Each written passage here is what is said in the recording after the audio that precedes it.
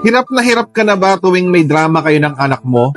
Lagi mo na lang bang nararamdaman na gusto mo na lang maiyak o feeling mo gusto mo na lang sumuko kapag may tantrums ang anak mo? Panoorin mo tong video na ito, baka yan na yung tinatawag na meltdown at baka yan ay may kinalaman sa autism. Kids meltdown at autism, ano ang koneksyon? Ang meltdown ng mga bata ay isa sa mga karaniwang hamon na kinakaharap ng maraming magulang. Pero alam mo ba na ang meltdown ay maaaring may kaugnayan sa autism? Mahalagang maintindihan ang pagkakaiba nito sa normal na tantrums para mas maayos na masuportahan ng mga bata. Ano ang meltdown? Ang meltdown ay isang intense na reaction ng mga bata sa sobrang stimulation o overwhelming na sitwasyon. Hindi ito dahil gusto nilang makuha ang isang bagay, kundi dahil nahihirapan silang mag-regulate ng kanilang emosyon. Sa mga bata na may autism, ang meltdown ay karaniwang resulta ng sensory overload o pagbabago sa routine o sobrang stress. Ano ang pagkakaiba ng meltdown at tantrums? Tantrums, karaniwan may dahilan tulad ng gusto makuha ang isang laruan o bagay, tumitigil kapag nakuha ang gusto, madalas ginagawa para makuha ang atensyon. Pero ang meltdown ay walang intensyon para manipulahin ang sitwasyon.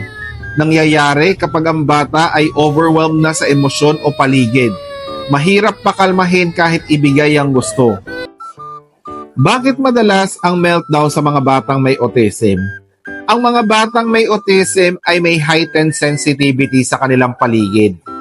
Nararamdaman nila ang liwanag, tunog, amoy at iba pang sensory input na mas malakas kaysa sa ibang bata. Kapag hindi na nila makontrol ang kanilang nararamdaman, nauuwi ito sa tinatawag na meltdown. Ano ang mga trigger ng meltdown? Number 1, sensory overload. Maingay na lugar, maliwanag na ilaw o masikip na espasyo. Number 2, pagbabago ng routine. Ang mga batang may autism ay madalas na komportable sa predictable na schedule. Number 3, frustration o pagkapagod. Kapag hindi na nila maipahayag ang kanilang nararamdaman o kailangan, maaaring mag-end ito sa pagme-meltdown. Paano natin masusuportahan ng mga batang may meltdown? Number 1, huwag husgahan ng bata. Tandaan, ang meltdown ay hindi manipulative behavior. Ito ay kanilang paraan ng pag-release ng sobrang stress. Number 2, magbigay ng space. Huwag natin pilitin silang tumigil agad. Bigyan sila ng tahimik na lugar para mag-regulate. Number 3, tulungan silang mag-communicate. Gumamit ng visual aids o simpleng salita para maintindihan nila ang mga sitwasyon.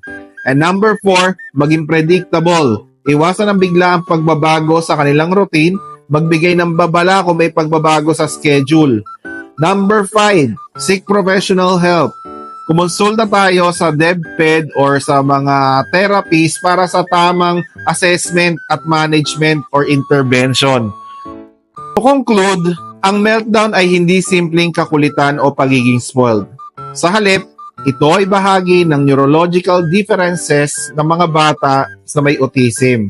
Sa halip, nahusgahan natin sila, kailangan nila ng pagmamahal, pasensya at tamang pagsuporta.